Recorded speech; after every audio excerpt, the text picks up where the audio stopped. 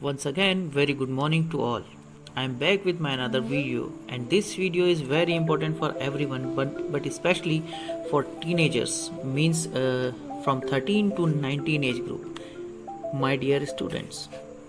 And I want to assure one thing, that if you all watched this video, then you will definitely get something from it, because this video of today is related with so many problems of youth, like insomnia, irritability, malnutrition, obesity, or lack of interest in any work.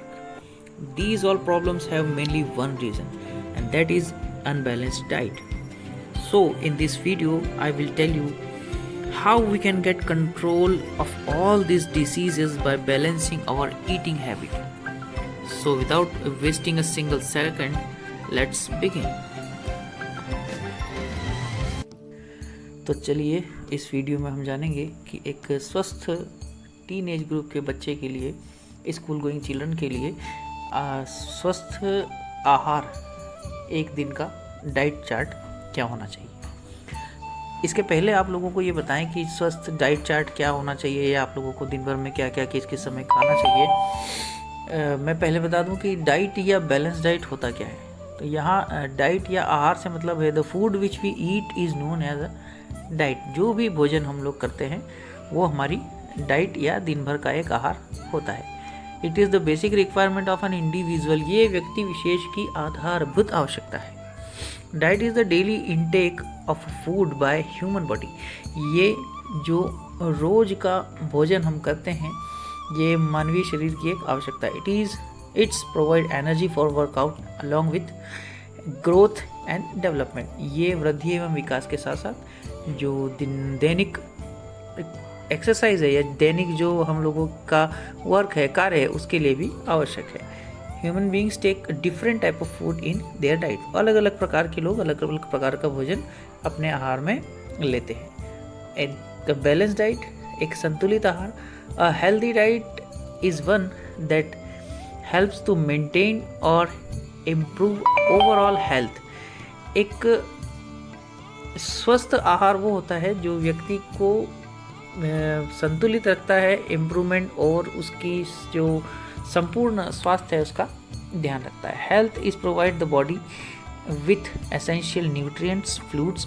जो आवश्यक पोषक तत्व हैं वो हमको उससे मिलते रहें। जो तरल पदार्थ जो हम लोगों को मिलना चाहिए वो हमको मिलते रहें। Micro nutrients and macro nutrients जो हैं, मैक्रो एंड माइक्रो न्यूट्रिएंट्स मतलब ऐसे पोषक तत्व जो ज़्यादा मात्रा में और कम मात्रा में बॉडी के लिए, शरीर के लिए आवश्यक हैं। अ healthy diet provides the body with essential nutrients and fluids. जो एक संतुलित आहार है वो शरीर को आवश्यक जो पोषक तत्व हैं और जो तरल पदार्थ हैं वो देता है। Micro nutrients and macro nutrients and addicted calories, और कई प्रकार की जो कैलोरीज जो हम लोगों को दैनिक दिनचर्या के कार्यों के लिए आवश्यक ऊर्जा है वो हम लोगों को प्रदान करता है। चलिए, तो अब हम जानेंगे टाइप ऑफ न्यूट्रिएंट्स। जो पोषक तत्व हैं वो कितने प्रकार के होते हैं। पोषक तत्व या न्यूट्रिएंट्स यहाँ पे दो प्रकार के होते हैं, मैक्रोन्यूट्रिएंट्स और micronutrients. Macronutrients, these are the required in a large proportion in our diet like carbohydrates, fats and proteins।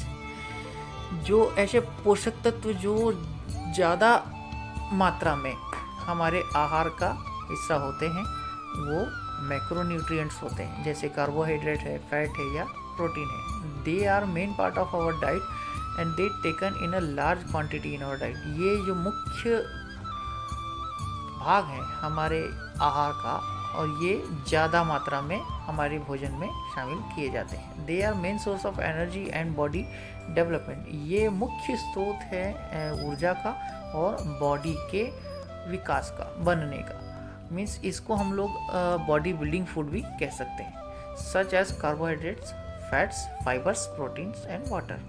और दूसरे नंबर पे जो आता है वो है माइक्रोन्यूट्रिएंट्स, मतलब कम मात्रा वाले पोषक तत्व। These are required in a small proportion in our diet like vitamins and minerals. ये ऐसे पोषक तत्व हैं जो कि कम मात्रा में भोजन में शामिल होते हैं, जैसे विटामिन्स और minerals. They are consider as a supplement of food. ये एक प्रकार के पूरक भोजन के रूप में कंसिडर किए जाते हैं। They act as a defensive food. ये एक प्रतिरक्षात्मक भोजन के रूप में कार्य करते हैं। डिफेंसिव मतलब रक्षा करने वाला। The help the proper functioning of various organs. और जो शरीर के कई प्रकार के अंग हैं उनके प्रॉपर फंक्शनिंग में ये सहायक होते हैं। वो कौन कौन से होते हैं, जैसा मैंने पहले बताया, विटामिन्स और मिनरल्स। अच्छे स्वास्थ्य के लिए फॉर बेटर हेल्थ कुछ आवश्यक चीज़ें हैं जो आहार के साथ साथ बहुत महत्वपूर्ण हैं, वो भी मैं आप लोगों को यहाँ बताना चाहूँगा। Some tips specially for teenagers. Food की तो, आहार की तो, यहाँ न्यूट्रिशन की तो हम लोग बात कर ही रहे हैं, डाइट की बात कर रहे हैं। साथ ही में जो 3 चीज़ों में से 2 और आवश्यक चीज़ें हैं, उसमें सबसे पहले आता है रेस्ट और sleep. Sleep is a naturally acquiring state of mind and body. ये रिक्योरिंग स्टेट एक स्थिति है जो कि वापस बनाने का कार्य करती है प्राकृतिक तौर पे मानसिक स्थिति को और शरीर को, जो कि हम लोगों के consciousness, relativity, inhabited sensory activities से संबंधित होता है। जो हमारे तंत्रिकीय संवेदनाएं हैं उनको जागरूक करने के लिए, जैसे वृद्धि के साथ साथ विकास के लिए भी बहुत आवश्यक है। दूसरा मोस्ट इम्पॉर्टेंट काम जो रेस्ट से होता है वो है ये रिड्यूस करती हैं, कम करती हैं मसल्स की एक्टिविटी को। जो हमारे नसें हैं, जो हमारे शरीर की मसल्स हैं, उसकी जो एक्टिविटी है उसको कम करती हैं, जिससे वो फिर से बनती हैं। And nearly all voluntary muscles during the repeated eyes movement sleep. जो कई सारी जो ऐसी मसल्स हैं जो कार्य करती हैं हमारे सोने के रेस्ट के दौरान भी, उनको भी ये उनके ऊपर से भी कार्यभार को कम करके उनको फिर से बनने में मदद करती है। ये जो प्रक्रिया है जिसको हम लोग रेस्ट कहते हैं। Rest is also important for your mental health and physical health, specially maintain your body weight, जो कि हमारे बॉडी वेट को भी मेंटेन करती है और मानसिक और शारीरिक दोनों स्वास्थ्य के लिए बहुत आवश्यक है। यहाँ मैंने कुछ सुझाव दिए हैं कि किस आयु वर्ग के व्यक्ति के लिए कितने घंटे की नींद आवश्यक होती है। तो हम लिए स्पेशली टीनेजर्स की बात कर रहे हैं, तो टीनेजर्स में 14 से 17 साल के बच्चों के लिए कम से कम 8 से 10 घंटे की नींद अनिवार्य होती है। तो कृपया हम लोग अपने रेस्ट के टाइम को भी प्रॉपर मेंटेन रखें। रेस्ट और स्लीप के बाद दूसरी जो सबसे अनिवार्य आवश्यकता है, महत्वपूर्ण आवश्यकता है, वो है फिजिकल एक्टिविटी। आप लोग चूँकि स्कूल गोइंग चिल्ड्रंस हैं, छात्र जीवन अपना व्यतीत कर रहे हैं, तो विद्यार्थियों के लिए ये बहुत अच्छी बात है। आप लकी हैं क्योंकि आप स्कूल में ये सारी गतिविधियां आप लोगों को, एक्टिविटीज़ आप लोगों को मिल जाती है। स्कूल में, आपके स्कूल में जैसे खो खो है, कबड्डी है, वॉलीबॉल है, या फुटबॉल है, बास्केटबॉल, स्कीपिंग रोप, ऐसी सारी गतिविधियां आप लोगों को वहाँ पे मिलती हैं। एक्टिविटीज़ आप लोगों को प्लेइंग करने के लिए ग्राउंड मिलता है, इक्विपमेंट मिलते हैं, फ्रेंड्स मिलते हैं, टीम आप लोगों की पूरी होती है। तो एक अनिवार्य आवश्यकता है कि हम लोगों को किसी भी टाइप के गेम में एक्टिवली पार्टिसिपेट करना चाहिए और कम से कम अपने 24 घंटे में से कम 1 घंटा हमको अपने शरीर के एक्सरसाइज के लिए या गेम्स के लिए, प्लेइंग के लिए ज़रूर निकालना चाहिए। इससे होता क्या है कि हम लोग जब एक्टिविटी करते हैं तो बॉडी की जो मसल्स हैं उसको ग्रो करने के लिए और एनर्जी को यूज़ करने के लिए बॉडी की जो एक्टिविटीज़ हैं वो बढ़ती हैं और जो डेवलपमेंट है, जो ग्रोथ है, वो प्रॉपर हो सकता है। कई सारी सोशल जो क्वालिटीज़ हैं, जो इश्यूज़ हैं, वो भी इन एक्टिविटीज़ में पार्टिसिपेट करने से सॉल्यूशन मिलता है। अब आप लोग कहेंगे कि हम लोग यहाँ पे इस वीडियो में डाइट की बात करते करते ये सारी दूसरी गतिविधियों को कैसे शामिल कर लिया, और डाइट के लिए हम लोगों ने अभी तक भोजन के विषय में तो एक भी बात की ही नहीं। तो चलिए, ये 2 चीज़ों के बाद में मैं आप लोगों को अपने पूरे दिन में हम लोगों को एक दिन का डाइट हम लोगों का चार्ट क्या होना चाहिए, कैसे हम लोग अपने वेट को मेंटेन रख सकते हैं या कई दूसरी प्रकार की प्रॉब्लम से दूर रह सकते हैं, इन तीनों चीज़ों को इंक्लूड करके, जिसमें सबसे इम्पॉर्टेंट है डाइट या हम लोगों का आहार। तो मैं बताऊंगा आप लोगों को कि दिन भर में हम लोगों को क्या क्या भोजन और किस किस समय पे भोजन में क्या क्या लेना चाहिए, कैसे करना चाहिए। तो आइए देखते हैं एक normal diet plan for teenagers क्या हो सकता है। गुड लुक्स के लिए या वेट को लॉस करने के लिए यहाँ मैं बिल्कुल भी ये सजेस्ट नहीं करूँगा कि हम लोग लो फैट या लो कैलोरी डाइट यूज़ करें, उसको फॉलो करें, क्योंकि लो फैट या लो कैलोरी डाइट से हम लोग 1200 या 1300 कैलोरी पर डे की डाइट अगर लेते हैं तो वो वेट के साथ साथ और कई सारी इम्यूनिटी भी हम लोगों की कम करता है, जिससे फ्यूचर में हम लोगों को कई सारी दूसरी डिसीजेस का सामना करना पड़ सकता है। इसलिए यहाँ पे मैं आप लोगों को जो डाइट बता रहा हूँ वो एक हेल्दी डाइट है। एक सजेशंस यहाँ पे मैंने कई सारे आप लोगों के लिए रखे हैं, स्पेशली क्योंकि आप स्कूल गोइंग चिल्ड्रंस हैं, तो हम लोगों ने अकॉर्डिंग टू योर टाइम इस पूरे डाइट प्लान को डिवाइड किया है। फर्स्ट, सबसे पहले full day eating for healthy weight in school students in morning before going to school. School जाने के पहले हम लोग क्या क्या ले सकते हैं। यहाँ पे 10 सोक्ड आलमंड्स मतलब 10 भीगे हुए बादाम, 1 ग्लास ऑफ मिल्क, 1 ग्लास दूध प्लस 1 एप्पल। और इसके साथ में और दूसरी भी कई चीज़ें हैं, या हम लोग इसके साथ में 1 ग्लास दूध और ओट्स जो दलिया होता है वो ले सकते हैं। और सजेशंस हैं कई सारे, और 1 ग्लास ऑफ मिल्क के साथ में हम लोग को फोर्टिफाइड सीरियल्स ले सकते हैं, जो अंकुरित अनाज है, जो सॉलिड ग्रेन्स हैं वो ले सकते हैं। और 1 ग्लास दूध के साथ में हम लोग 2 स्लाइस मल्टीग्रेन ब्रेड, एक मल्टीग्रेन ब्रेड होता है जो कि कई सारे अनाजों से मिलके बना हुआ ब्रेड हो सकता है, 2 स्लाइस उसके ले सकते हैं। इसको हम लोगों को विथ अगर पीनट बटर के साथ लेंगे तो ज़्यादा अच्छा है। और हम लोग 1 ग्लास दूध के साथ में यहाँ पे 2 रोटी सब्जी से खा सकते हैं, और 1 बाउल कर्ड जिसको हम लोग दही कहते हैं दही हम लोग ले सकते हैं, 1 कटोरी, एक बड़ी कटोरी थोड़ी।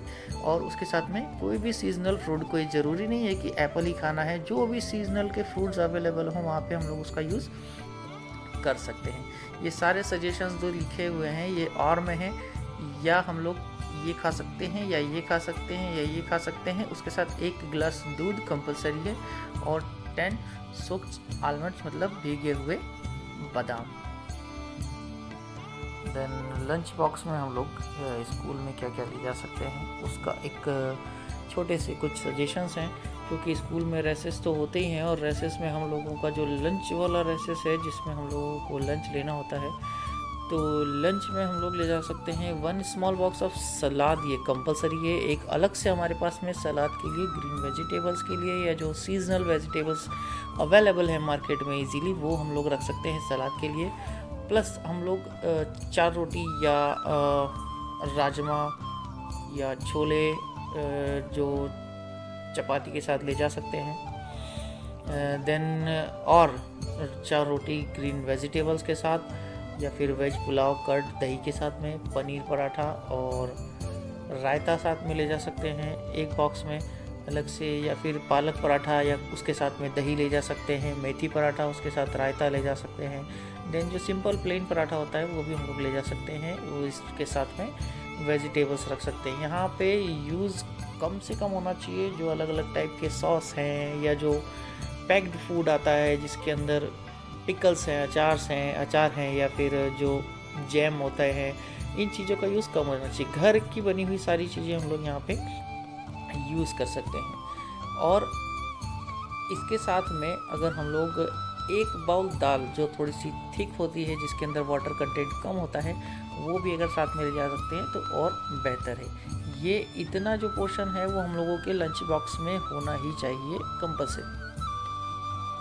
आफ्टर कमिंग होम, स्कूल से घर वापस आने के बाद में you have to take some snacks, like कुछ थोड़ा बहुत नाश्ते के तौर पे भी हम लोग ले सकते हैं, जैसे 2 रोटी सब्जी और सलाद ले सकते हैं, प्लस कुछ फ्रूट्स या उसके साथ में दाल या चावल ले सकते हैं।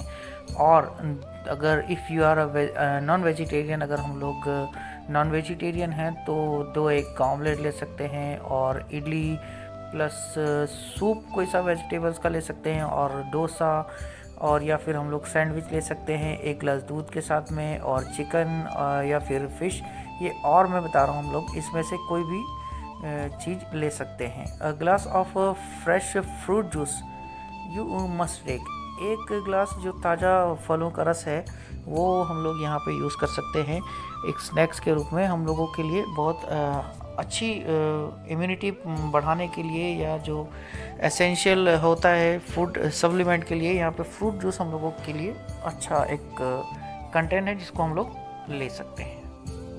लास्ट होता है डिनर टाइम। डिनर मतलब जो सायंकाल का हमारा जो भोजन है, इसका समय सबसे महत्वपूर्ण है।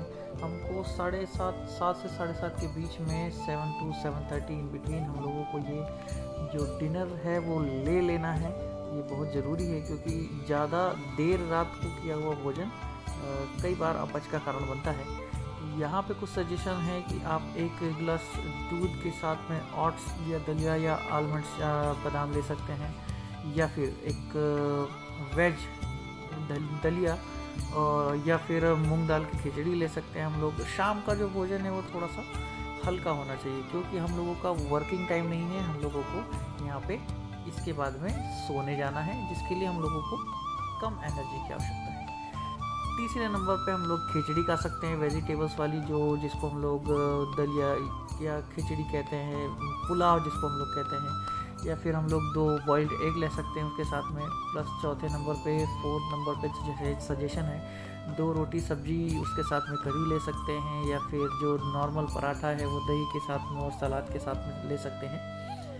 There should be gap at least 3 hours at the time of eating and sleeping. सोने से खाने के समय का जो सोने से और खाने से के बीच में के अंतराल जो होना चाहिए, स्लीपिंग में जो गैप होना चाहिए, एटलीस्ट 3 hours हम लोगों का होना चाहिए। 3 घंटे का गैप बहुत ही ज़रूरी है।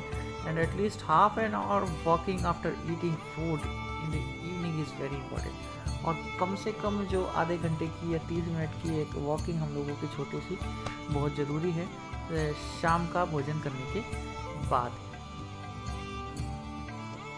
कुछ और इम्पॉर्टेंट बातें हैं जो इन सजेशंस के साथ में मैं आप लोगों को बताना चाहूँगा। TV, mobiles, laptops, computers, video games, इन सारी चीज़ों का यूज़ जितना आवश्यक हो उससे ज़्यादा नहीं करें। दूसरा, जो जंक फूड है जैसे पिज़्ज़ा, बर्गर, या जो भी हम लोगों को बाहर रेस्टोरेंट्स में मंचूरियन, जो फ्राइड राइस, या जो फिंगर चिप्स जो मिलता है, इस टाइप की चीज़ें हम लोगों को नहीं खानी है, या महीने में 1 आध बार हम लोग ले सकते हैं, इससे ज़्यादा हम लोगों को नहीं खानी है। तीसरा, बाज़ार में जो कोल्ड ड्रिंक्स उपलब्ध हैं, जो कई सारे हैं, जो थम्स अप है, लिम्का है, मिरिंडा है, या जो भी XYZ फूड जो भी कोल्ड ड्रिंक उपलब्ध हैं, उनका भी सेवन हम लोगों को नहीं करना चाहिए। इसके बजाय हम लोग जलजीरा है, फ्रूट के जूसेस हैं, नींबू पानी है, जो केरी का पना है, ये सारी चीज़ें हम लोग उसकी जगह यूज़ करें, ये ज़्यादा बेनिफिशियल है। ये सारी चीज़ें आई होप कि आप लोगों के लिए यूज़फुल होंगी और आप इसका ज़्यादा से ज़्यादा यूज़ करेंगे। Thank you so much.